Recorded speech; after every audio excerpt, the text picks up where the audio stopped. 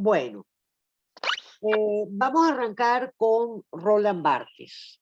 Roland Barthes es un crítico, originalmente crítico de la literatura, que empieza su trabajo desde el campo de la semiótica. Y desde la semiótica trabaja discursos literarios, trabaja el problema de la literatura y se opone a lo que sería la crítica convencional de su época desde un espacio que comienza a incorporar la teoría estructural. Entonces, los primeros trabajos de Roland Barthes tienen que ver con una metodología estructuralista. ¿Qué significa eso? Que más allá del fenómeno puntual de la obra, a Barthes le va a interesar evaluar las estructuras generales a las que todo fenómeno refiere, ¿no? Es un poco el principio del estructuralismo. Más allá de los fenómenos de la cultura, existen estructuras, es decir, funciones, planos y funciones en un plano a los que cada fenómeno refiere, ¿no? Entonces, estos primeros trabajos de Barthes van a tener que ver con un texto que se llamó Análisis estructural del relato, o con incluso El sistema de la moda, que fue un texto llamado Mitologías, muy importante de Roland Barthes, que tenía que ver con cómo funcionaba el sistema de la moda y de los discursos mediáticos. Más adelante, Barthes se topa con Foucault y con Lacan. Y el pensamiento de Foucault y Lacan, que ya están atisbando no solo a un modelo estructural de los fenómenos de la cultura y del discurso, sino a un modelo postestructural que supone que sí hay algo más allá de la estructura, que hay un real más allá de la estructura, y que la estructura marcaría el umbral de ese límite entre lo que es el mundo del discurso y lo que existe más allá de la palabra y de la imagen. Y esa presencia de Lacan y de Foucault va acompañada también por una apertura de los objetos, que supone la incorporación del problema de la imagen en los trabajos de Roland Barthes. Ese Roland Barthes segundo es un Roland Barthes que va a llevar la semiótica a un grado de semiótica salvaje, donde la lectura interpretativa excede incluso al fenómeno interpretado. No, eso va a hacer que Barthes le apueste a una suerte de respuesta crítica que no es interpretativa, sino que es escritural, que es como que el fenómeno detona una respuesta. Y esa respuesta es el principio de una reflexión que se convierte en un ensayo que trasciende el objeto pensado. Entonces, en estos libros segundos, o entre estos libros segundos, hay algo de lo que aparecerá en ese último libro de Barthes, que es La Cámara Lúcida, que es el libro que Barthes escribe después de la muerte de su madre y poco antes de morir él mismo, sobre la fotografía de la madre muerta, que termina siendo una lectura del objeto fotográfico. Entonces, el primer libro que yo les propuse para estas dos clases sobre Barthes, Lo obvio y lo obtuso, todavía tiene elementos estructuralistas del relato y de la imagen. Y el segundo libro, La cámara lúcida, ya es el semiótico salvaje, Roland Barthes, desasido de sus objetos, que piensa realmente el fenómeno fotográfico y propone algunas categorías para leer el fenómeno fotográfico. Entonces, empezamos por lo obvio y lo obtuso. Como les decía, lo obvio y lo obtuso todavía tiene elementos estructuralistas. Y en este texto de lo obvio y lo obtuso, Barthes trabaja qué es la imagen como un discurso autónomo y la imagen en su relación con la palabra. En relación a la imagen, va a proponer las categorías de lo obvio y lo obtuso. Y va a decir que en toda imagen hay por lo menos dos niveles de recepción. Un nivel de recepción que tiene que ver con lo que vemos, con lo que es obvio en la imagen, y otro nivel de recepción que tiene que ver con algo de la imagen que se resiste a la visibilidad, que no podemos ver y que al no poder ver se devuelve hacia nosotros como mirada, es decir, como interpelación.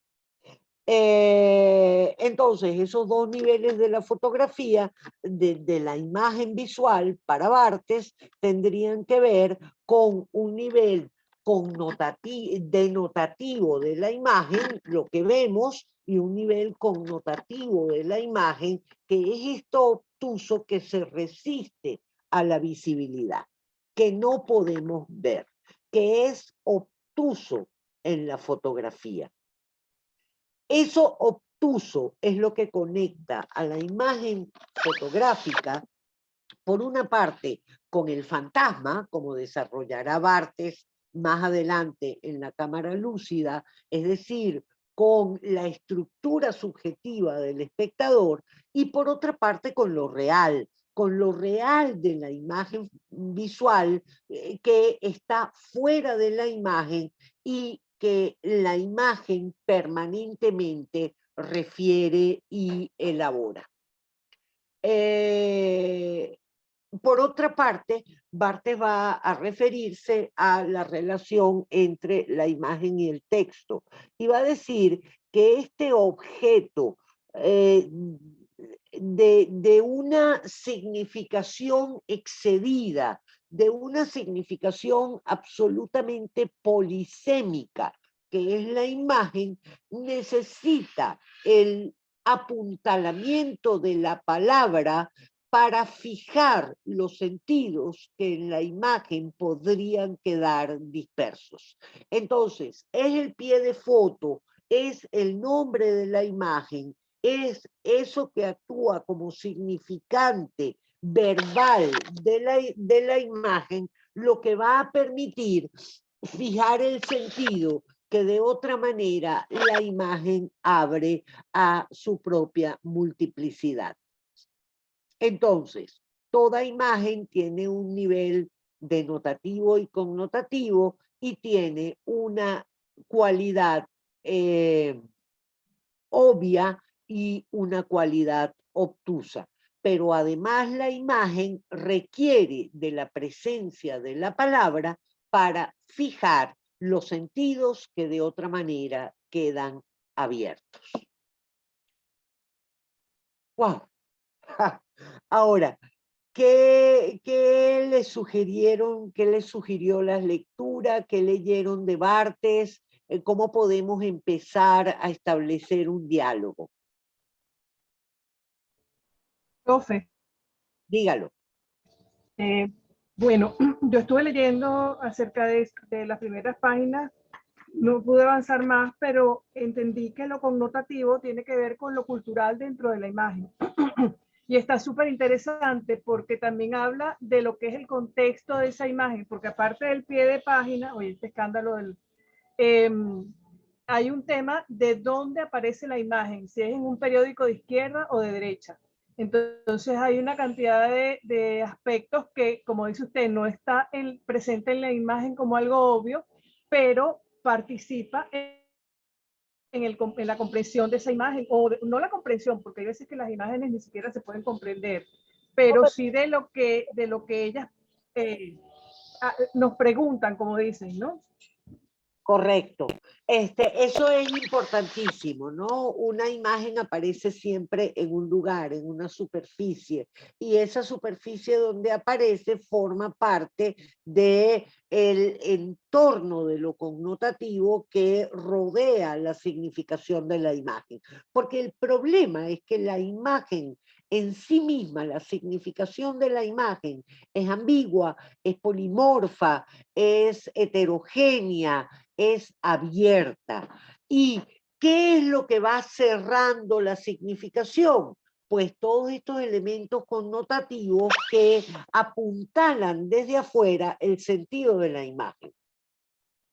Pero una pregunta, profe, ¿eso también no sería, bueno, la parte, perdón, de manipulación que se hace? Porque me recuerda esto un poco a lo que vimos con la profesora Carmen Alicia acerca de la ubicación del arte primitivo, si se quiere, o aborigen en los museos, ¿no? Porque, bueno, de alguna manera ella dice que se desactiva el verdadero sentido de esas imágenes que tienen otra carga ritual o de la que sea, y pues en un museo ya pierden esa facultad, o se pretende que se pierda esa facultad. Entonces también, ok, determinan las imágenes, el contexto, pero eso también es manipulado para que eso sea así. Por O supuesto, sea, es manipulado ideológicamente por sí. tanto, es decir, qué sé yo, la famosa fotografía de la niña a punto de ser devorada por un samuro, que Ajá. en National Geographic, ¿no? Que aparece en National Geographic como un elemento más del paisaje natural. Entonces, el horror de esa fotografía deviene naturalizado por el contexto de National Geographic y su statement, su cometido de incluir la imagen en la belleza de la naturaleza, ¿no? Entonces esa naturalización del horror obviamente le plantea problemas ideológicos a la imagen. No, que un poco pasó en las protestas de 2017 con las fotografías que empezaron a circular por las redes sociales.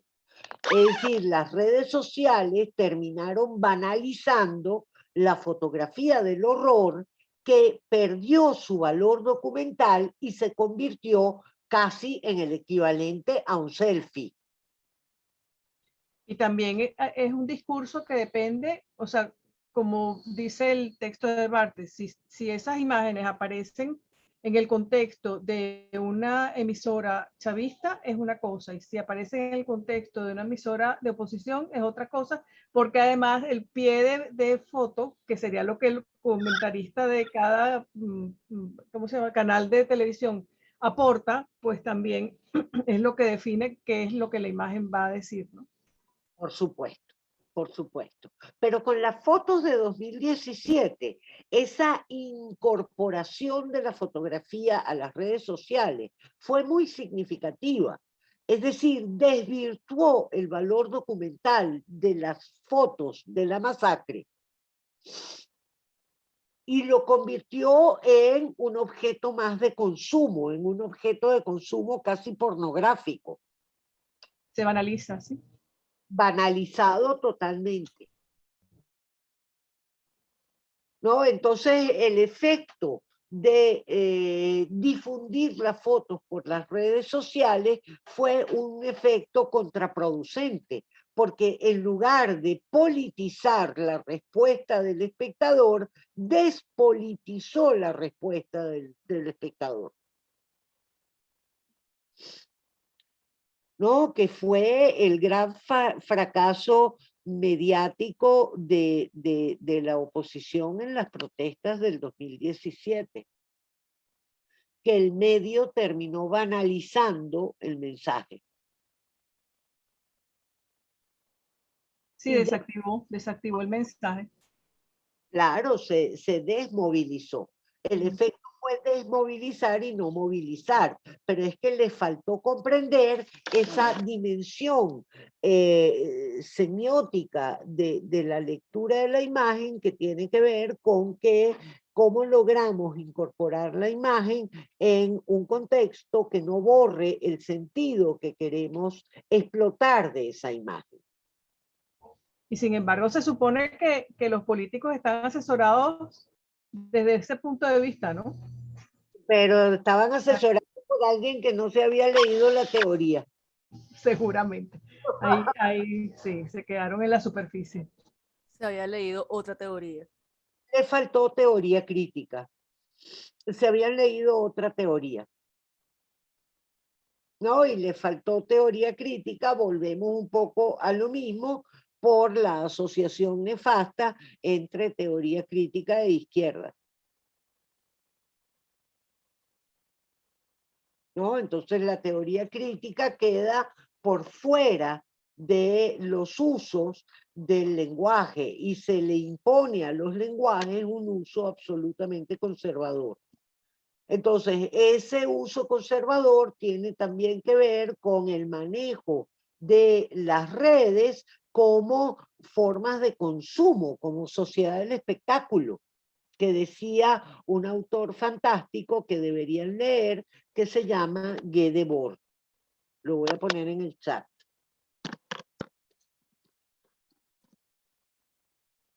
Guy Debord tiene un texto extraordinario que se llama La sociedad del espectáculo.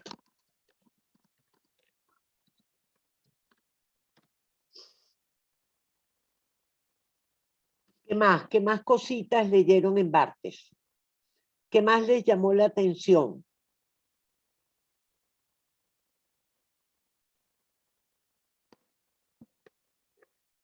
Uy, como que me congelé. Sí, te habías congelado un poquito, creo. Ah, ok. Yo la verdad es que no, esta semana no tuve tiempo de volver a Barthes, pero a Barthes le entré justamente por el lado de letras del análisis estructural hace mucho tiempo.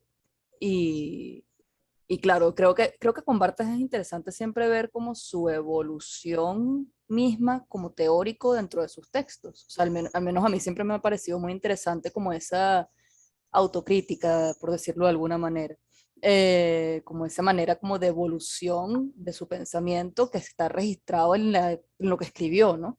Me parece interesantísimo. Sí, bueno, es interesantísimo su evolución y es interesantísima su capacidad de ser usado en distintos entornos analíticos, ¿no? Es decir, uno puede Totalmente. Barthes para pensar la literatura, pero también para pensar la imagen o para pensar la voz, La mirada también. para pensar la mirada, exacto. Este texto de lo obvio y lo obtuso y los capítulos que fui destacando en el índice para que leyeran, es un texto que es más una herramienta metodológica.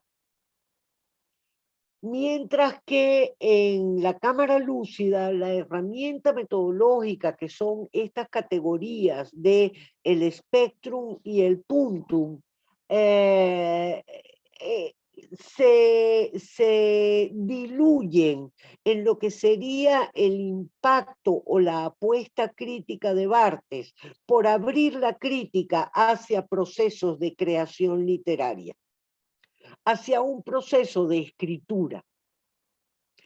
Entonces, la cámara lúcida piensa la fotografía a partir nuevamente de esta idea de lo obvio y lo obtuso. Lo obvio como el espectrum, donde estarían los elementos denotativos y connotativos de la imagen, y el puntum como ese lugar oscuro, como ese lugar que se resiste a la interpretación, que se resiste a la lectura, y que no puede más que devolverse hacia el fantasma del espectador, que no puede más que devolverse como mirada a tocar el fantasma que entonces activa la propia máquina de la escritura. ¿No? En el caso de Barthes, la fotografía sobre la que monta toda la cámara lúcida es la fotografía de la madre muerta. Y esa fotografía nunca aparece en el texto. Entonces termina convirtiéndose en el gran enigma que sostiene la escritura de la cámara lúcida. Como si la escritura se sostuviera siempre sobre esa relación entre lo que se nos hace, lo que se nos resiste a la percepción, a la comprensión, a la visibilidad, a la visión, a la escucha, lo que se resiste a eso y se nos devuelve como interpelación. Y esa interpelación es lo que tiene la capacidad de tocar el fantasma del espectador. ¿Qué significa tocar el fantasma? Todo sujeto está estructurado por un fantasma. Es decir, el fantasma, por ejemplo, de la pérdida. El fantasma de la pérdida, ¿no? Voy a perder, voy a quedar en falta, voy a...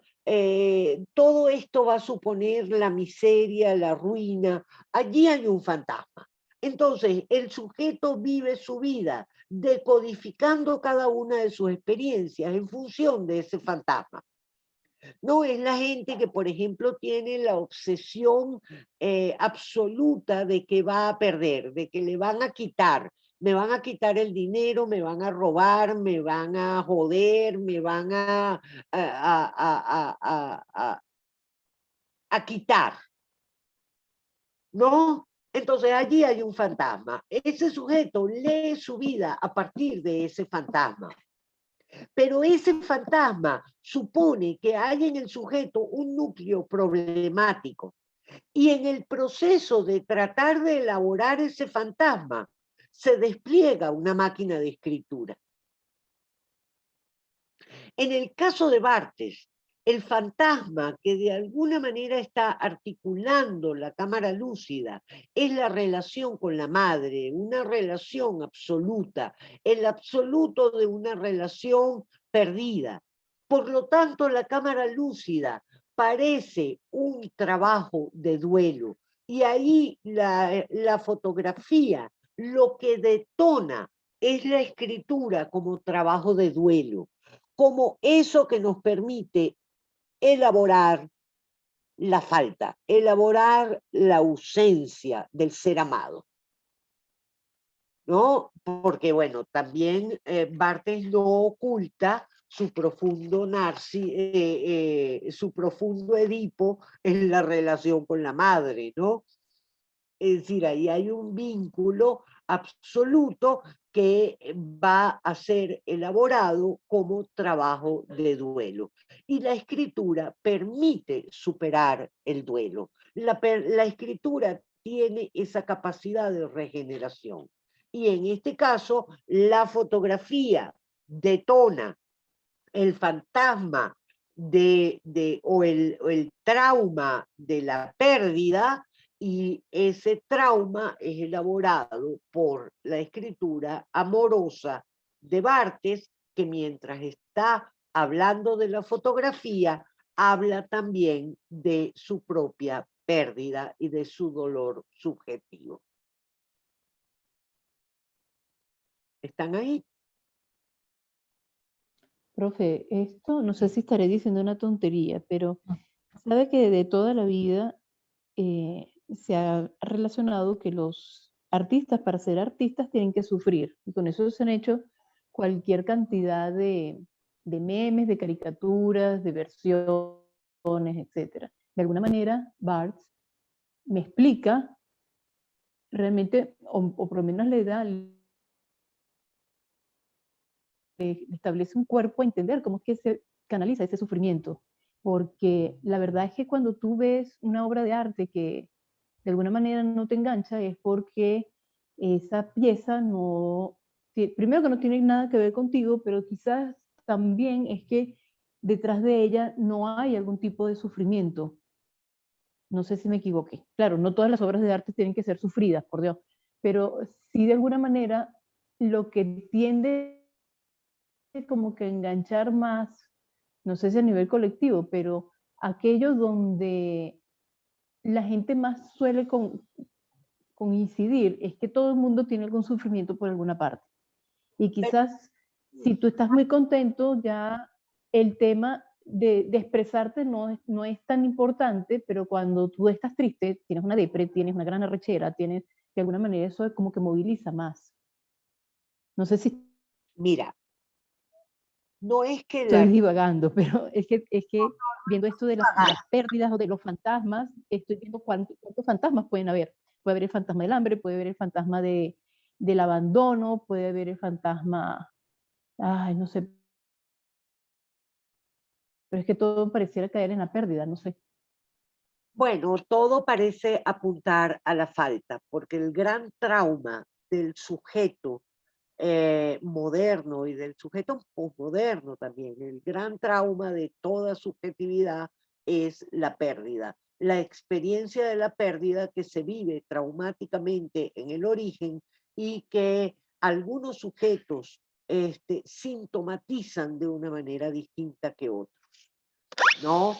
Pero todos perdemos al entrar en la cultura. Ese es el principio de ese texto clave de Freud que se llama El malestar en la cultura. Siempre hay una pérdida. Y hay una pérdida porque la primera experiencia traumática del cachorro humano es la experiencia de su individualización que supone la separación con la madre, ¿no? Ahora, no significa que todo artista tiene que sufrir.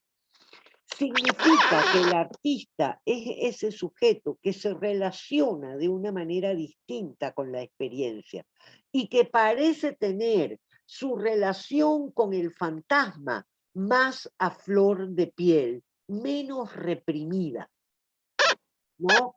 Y lo que yo sí diría es que toda obra, para realmente tener la agudeza de tocar la subjetividad del espectador, debe suponer una honda implicación subjetiva.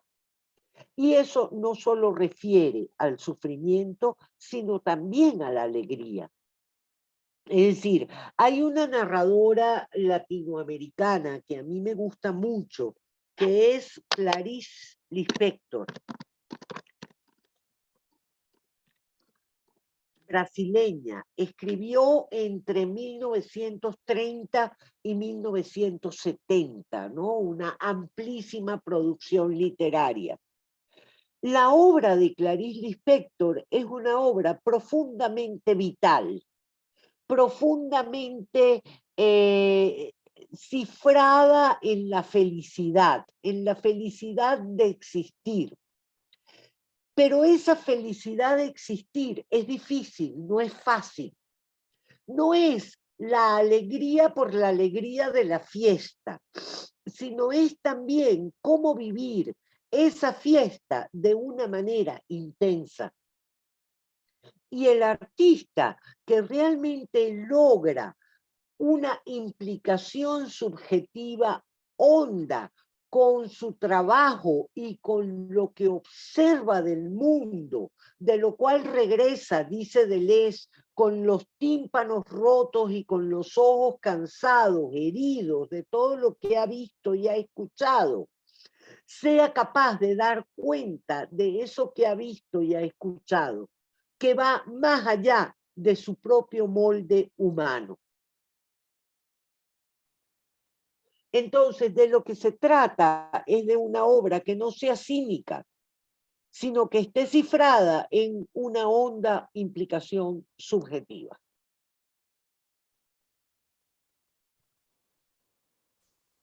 Profe, pero también esto está como muy, bueno, por supuesto, en la cultura occidental y está muy relacionada con el tema religioso, ¿no? La pérdida. O sea, salimos del paraíso, después se muere o matan a Jesucristo. Entonces siempre hay como ese dolor para poder llegar a tener a volver al paraíso. Hay que vivir esa tragedia, ¿no? Entonces, y bueno, y más atrás los griegos, ¿no? Que toda ¿cómo se diría? La utilización de la catarsis a través del dolor, de la pérdida, de una cantidad de cosas, o sea, culturalmente venimos con eso, ¿no? No sé Claro, si las otras culturas, las orientales, tendrán tanto peso este asunto, ¿no? pero acuérdate que mientras que en los griegos, de lo que se trata es de aceptar la pérdida, es decir, Ajá. es el momento de estallido que sobreviene cuando se acepta la pérdida como algo irremediable, ¿no? Es decir, irremediablemente, mm, ay, se me fue el nombre. Edipo debe Ajá. dar su destino trágico de que va a matar, de que ha matado a su madre y de que ha matado a su padre y de que ha desposado a su madre. Y esa falta estructural la debe aceptar y debe aprender a vivir con eso. No se quita los ojos y sigue viviendo con su falta. Y la catarsis tiene que ver con confrontar al espectador con ese momento crítico que es irremediable. La religión católica obtura la falta. Perdimos el paraíso, pero tenemos a Dios. Y Dios siempre nos acompaña. Y ese Dios que siempre nos acompaña está allí para que nunca nos sintamos como sujetos en falta. Por eso el pensamiento crítico es profundamente ateológico. Es decir, lo contrario al pensamiento crítico es precisamente la religión. Y por eso ciertas ideologías lo que convierten al partido es en un sustituto de Dios. ¿No? Un Dios que siempre está ahí y que nunca nos va a dejar en falta. No, recuerden los ojos de Chávez. Los ojos de Chávez no solo estaban ahí para mirarnos inquisitoriamente, sino que también estaban ahí para decirnos, no estoy muerto, siempre los acompañaré. ¿No? No hay falta. De hecho, si algo no hizo el chavismo fue procesar el duelo por la pérdida de Chávez, que era una especie de padre todopoderoso. Una madre, diría yo, más que un padre.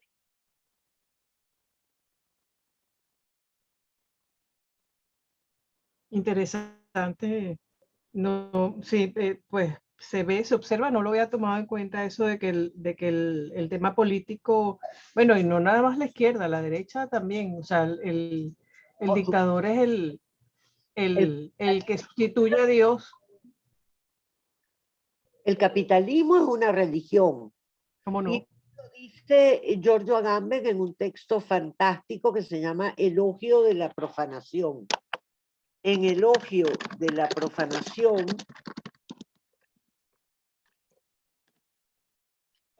Giorgio Agamben demuestra cómo el capitalismo convierte la relación entre el hombre y las cosas, entre el hombre y el mundo, en una especie de religión donde se le rinde culto a el gran Dios, que es esa lógica del capital.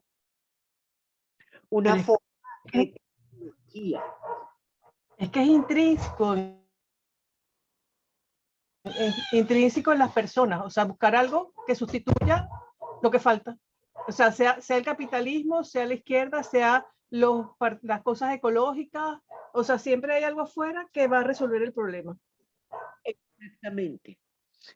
En lugar de confrontarse con la falta, que es el principio de la teoría crítica, ¿no? La crítica es un permanente con la falta. Con una falta que se vive descarnadamente. Y en la cámara lúcida, ¿qué hace Barthes? Convierte su relación con la falta en el motor de una escritura. Ese es un proceso sublimatorio, es decir, el duelo frente a la falta se puede sublimar, se puede transformar en creatividad o se puede transformar en respuesta crítica, se puede transformar en revolución. Revolución, por supuesto, no en el sentido en que lo usan los chavistas cínicos que nos gobiernan. Revolución en el sentido verdadero, en el sentido de una práctica transformadora del mundo. En el sentido productivo, con guioncito, para distinguirlo de la productividad industrial, en el sentido productivo de la poiesis, según Agamben nuevamente. Sí. Mientras no se desarrolla el músculo crítico, no es posible una revolución porque siempre se cae, o sea, no hay conciencia de las cosas. O sea, siempre va a haber el volver a lo que se hace.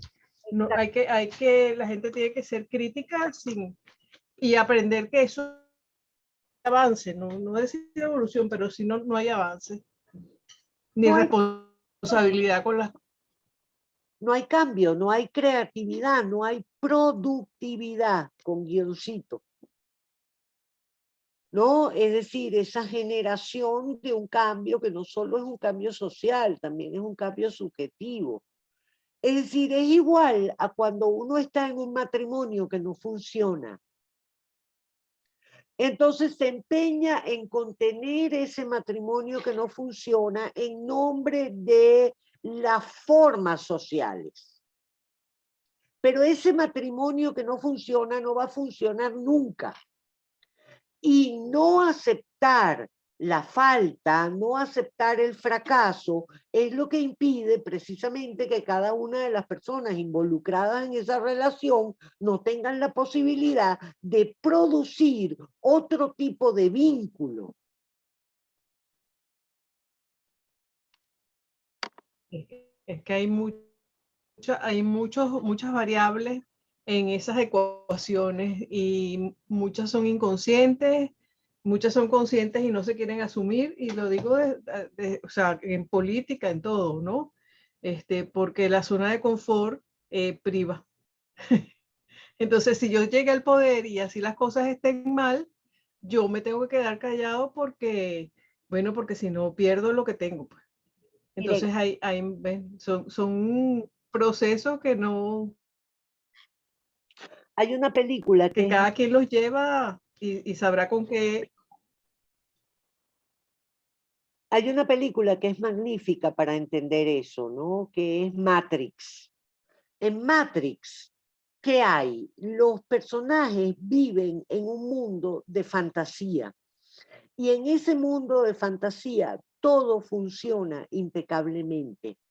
Pero cuando se toman la pastillita roja, ¿no? Que no es la pastillita azul que recubre todo el mundo de fantasía, que obtura la falta, los personajes realmente se confrontan con lo real de sus circunstancias. Y lo real es que viven pegados a una máquina que les succiona la energía vital para alimentarse de ella. Es decir, esa película parece una metáfora de el propio proceso de la situación de opresión y de subyugación en la que vivimos todos los sujetos, donde somos la materia prima de una máquina que se alimenta de nosotros. ¿no? Pónganle que a esa máquina la vamos a llamar capital y pónganle que, o la vamos a llamar sistema, la vamos a llamar en este sentido Venezuela bolivariana, vamos a llamar a esa máquina. Y esa máquina se alimenta de nosotros para poder seguir funcionando. ¿Se alimenta de qué? Se alimenta, por ejemplo, de las remesas. Es decir, la clase media pauperizada que ha perdido a toda la gente que se ha ido, a los hijos que se han ido del país. Esos hijos sostienen con el dinero que le mandan a sus padres viejos un sistema que chupa esa energía vital y que explota a los sujetos. Lo que ¿no? se hizo en Cuba todo este tiempo. Claro, esos padres viven de las remesas porque no pueden vivir de su seguro social, que les ha sido robado. ¿No? El Estado le roba el seguro social y el Estado también le roba a los hijos poniéndolos a trabajar en cualquier cosa para sostener a sus padres en Venezuela. Sí, es macabro, macabro, macabro. Macabro. Más todo lo que tiene que ver el microlavado de dólares, de los dólares en efectivo que se cambian y yo cambio $100 y $20 y ahí hay un microlavado. No, que hay un festival, pero bueno, de locura. Pero bueno, ese es otro capítulo, ¿no? La cosa es que relacionarse con la falta sería la manera de superar el trauma y de superar el duelo. Si no hay trabajo de duelo, si no hay aceptación del duelo y no hay trabajo de duelo, ese duelo se reprime y en cualquier momento explota como síntoma en lo real, de manera pesadillesca. Es decir, lo que no se elabora en lo simbólico regresa pesadillescamente en lo real. El día que este país elabore realmente todo lo que ha perdido, ese día va a haber un estallido social de unos niveles inconmensurables, que es lo que va a permitir que haya realmente un cambio. Y eso es lo que está conteniendo el status quo. No solo por el lado de los antichavistas, sino por el lado de los chavistas. Es decir, realmente cuando todos nos confrontemos con que una clase política de signo de derecha y de signo de izquierda han estado jugando a la guerra usando al cuerpo social como víctima absoluta de su manera de lucrarse para que nada cambie.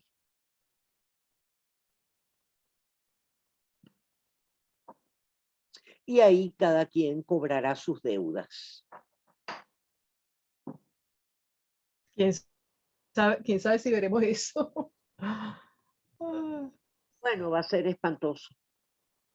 Sí. Yo sí creo que lo veremos. Lo único que, por lo menos para mi edad, lo voy a ver un poco viejita. Yo, bueno, sí. Va a ser un poco, es que yo en un principio pensé que las cosas ahorita tengo implosionarían 53, desde adentro. Bueno, yo te llevo 10 años, María de Jesús. Tengo 63. Así que imagínate las perspectivas. No, felicitaciones porque te ves muy bien, Teresa. Que Dios te guarde.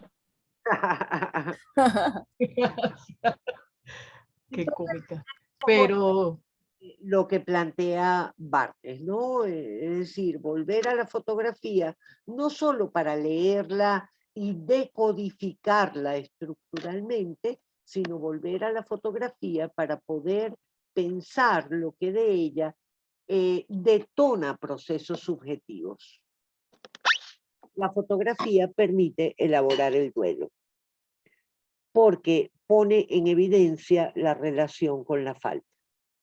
Y eso lo hace la fotografía más que ningún otro objeto. ¿Decías algo, Valerie? No, no decía nada. No sé si fue que el micrófono agarró el input ahorita. ¿no? Entonces la fotografía logra, más que ningún otro lenguaje, confrontarnos con la falta. Profe, pues ya entiendo por qué mi locura con la fotografía desde hace unos años, porque yo tengo un espíritu muy de leona. Las leonas cuando salen siempre tienen que obtener como algún tipo de presa. Y resulta que, bueno, hoy en día uno no puede salir con la misma expectativa de poder comprar con cierta libertad, con cierta comodidad, etc. Sin embargo, tomar fotos para mí se convirtió en algo muy terapéutico. Y para mí tomar una foto nada más de un grupo, ay, qué bonito, no, eso yo particularmente no lo hago. Yo mientras más feo, más desastroso, más sucio, más... Yo tengo que fotografiarlo como para asumirlo, ¿sabes? Y yo digo, ya que no puedo resolver este maldito peo, disculpe el francés técnico, ya que no puedo resolver este maldito peo, lo tengo que convertir en arte. De pronto no es la cosa más maravillosa del mundo, no es para ganarme un premio ni nada por el estilo, pero ciertamente el solo hecho de tomar la foto a mí me hace elaborarlo, porque de paso muchas veces cuando por las circunstancias no se puede sacar el teléfono, una cámara ni nada por el estilo, yo ya asumo la imagen como un discurso a escribir. Entonces, ya llega un momento que yo digo, bueno, si no puedo escribir con luz, más bien, perdón, si no puedo tomar la foto, voy a escribir con luz. Y es como echarle entendimiento y reflexión a todas esas cosas desastrosas que estoy viendo a mi alrededor. Entonces, ciertamente para mí es un proceso terapéutico. Y por aquello de cazar, ya no puedo cazar otras cosas de objetos físicos, de hace comida, ropa, bienes materiales que te representan cierto bienestar, pero tomo mi foto. Y eso me parece muy loco, pero el solo hecho de poder tomar la foto me produce tranquilidad. Y bueno, cada vez que salgo, si yo no regreso con una foto de algo, siento que no tuve la salida, que la leona no tuvo chance de traerse una presa, ¿sabe? Sí, sí, sí.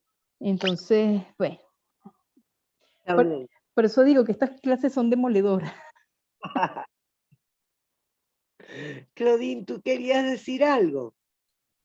Sí, tenía una pregunta, ya va.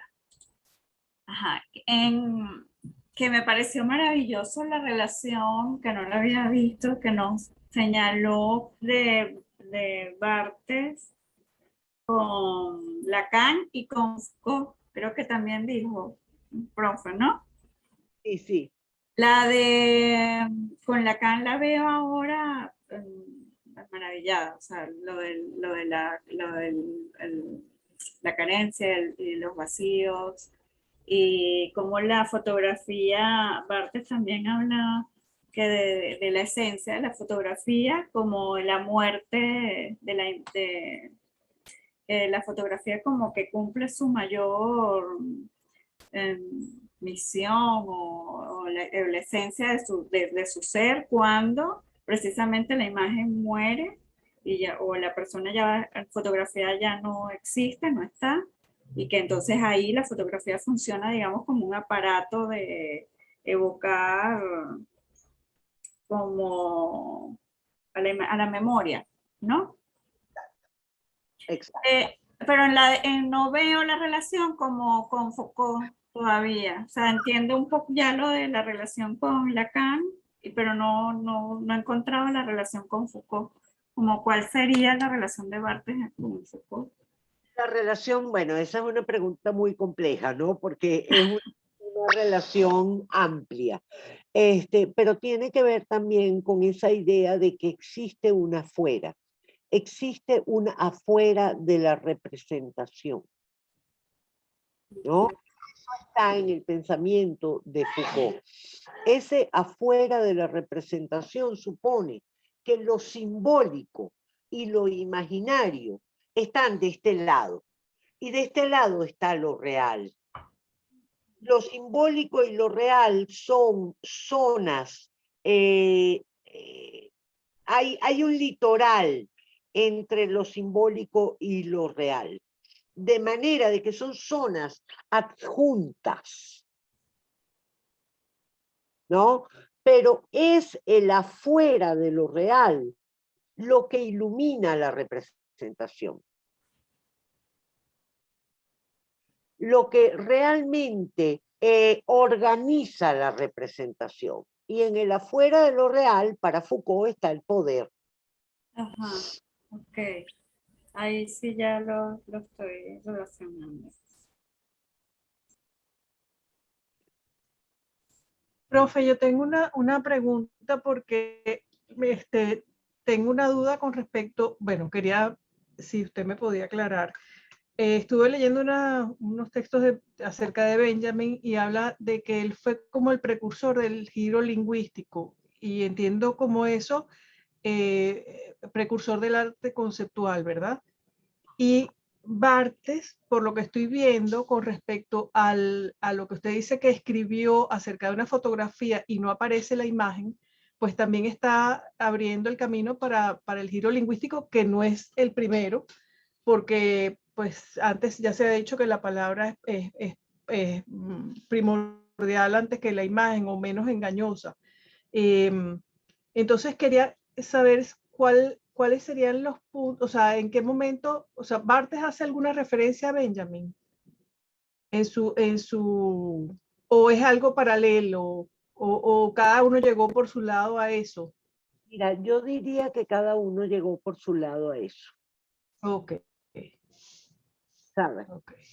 Es decir, Barthes no es un lector de Benjamin, Barthes, lector de Benjamin.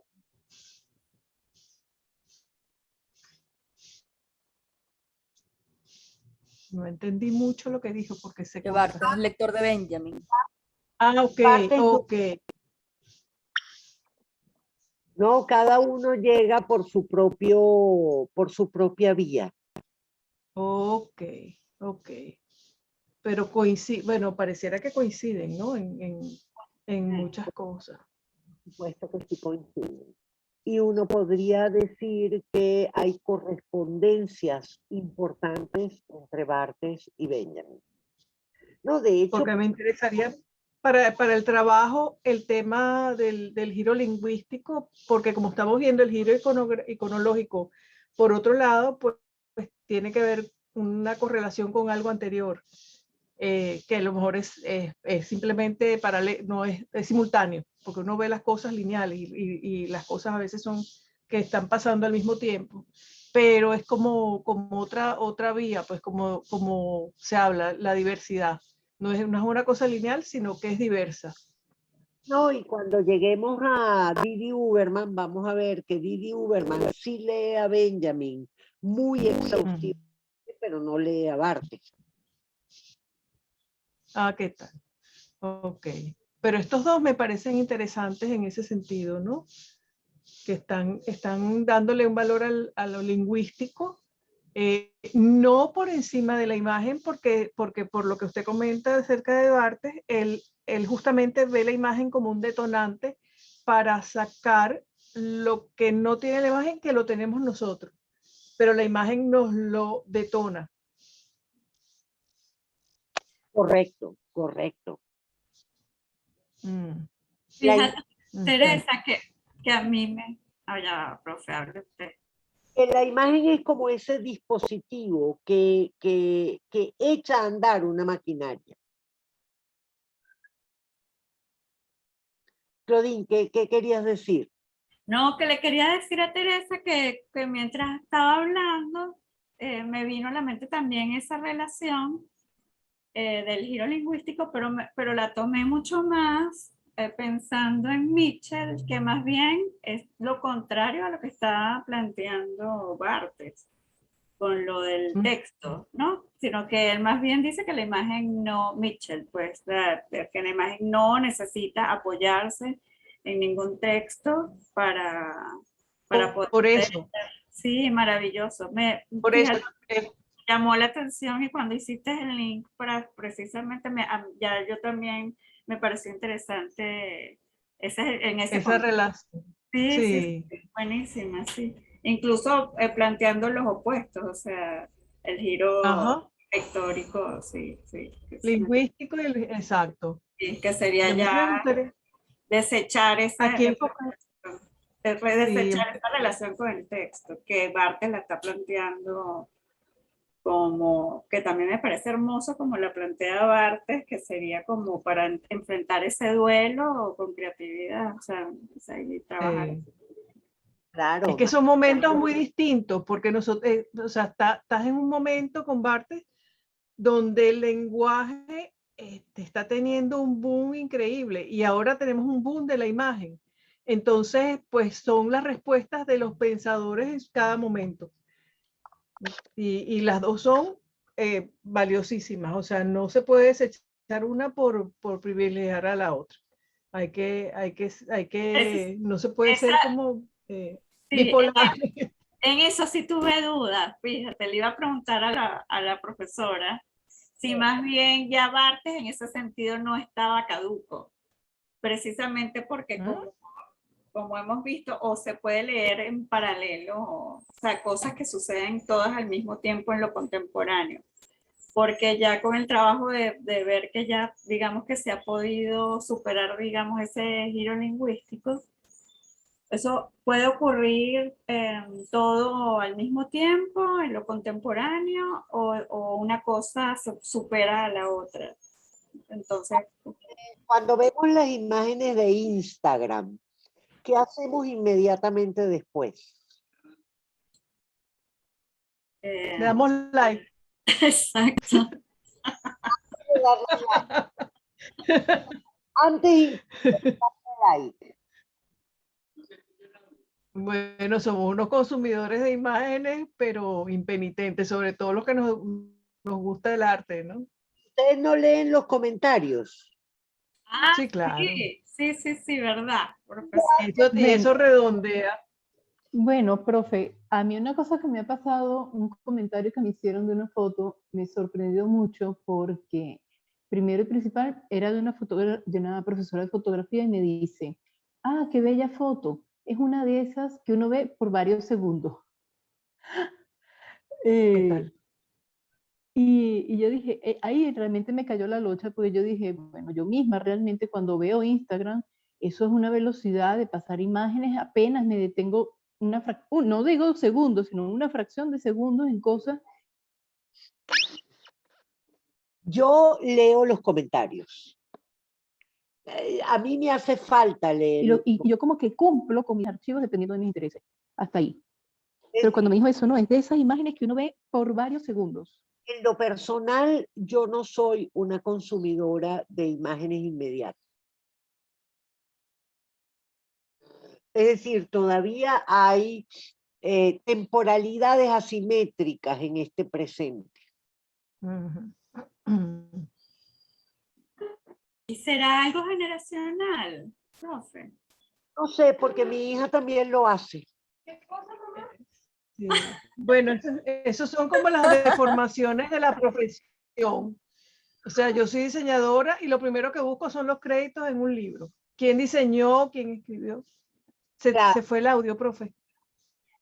Ella dice que todo el mundo hace eso.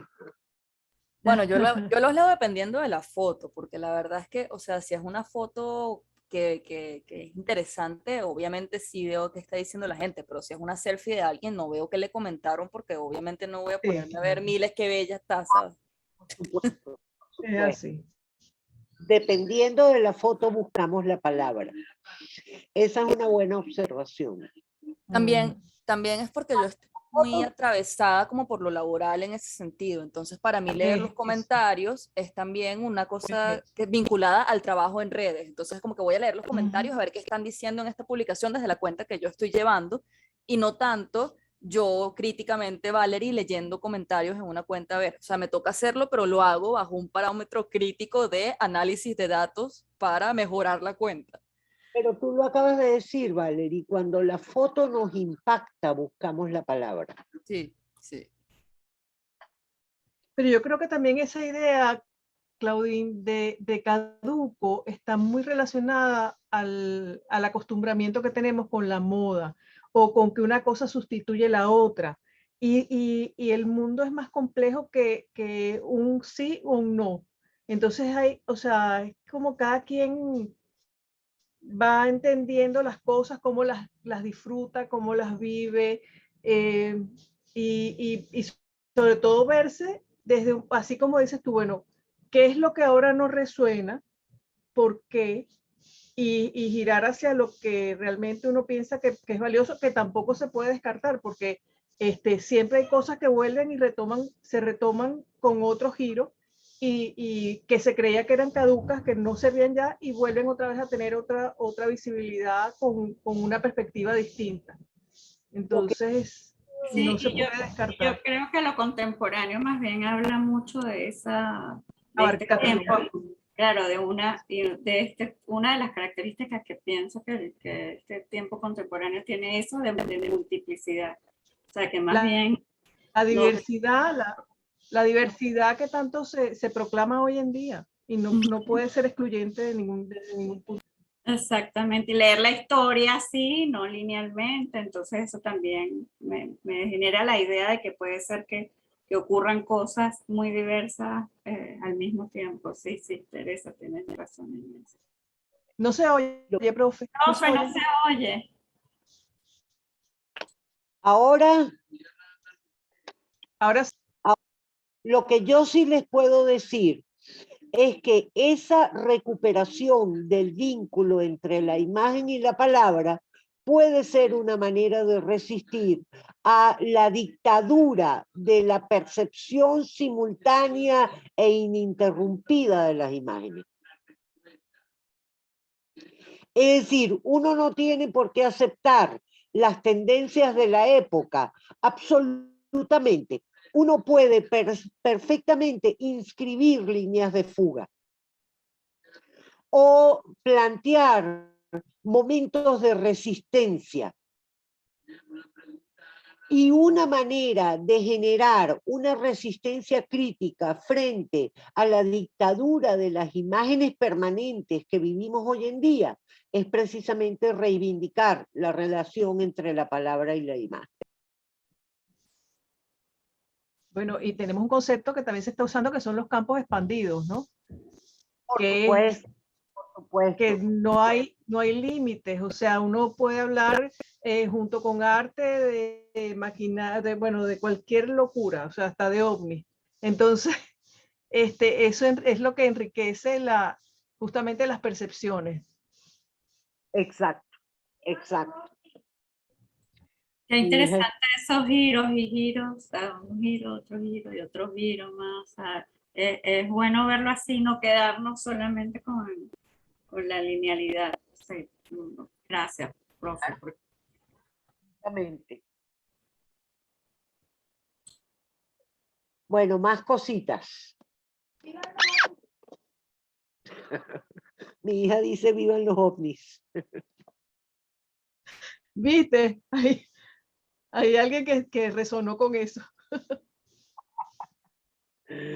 Bueno, si no hay más que comentar, podemos dejarlo hasta aquí y seguimos hablando de Barthes la clase que viene. Por favor, lean los textos para que podamos desbrozar mejor a Barthes. ¿No? Perfecto.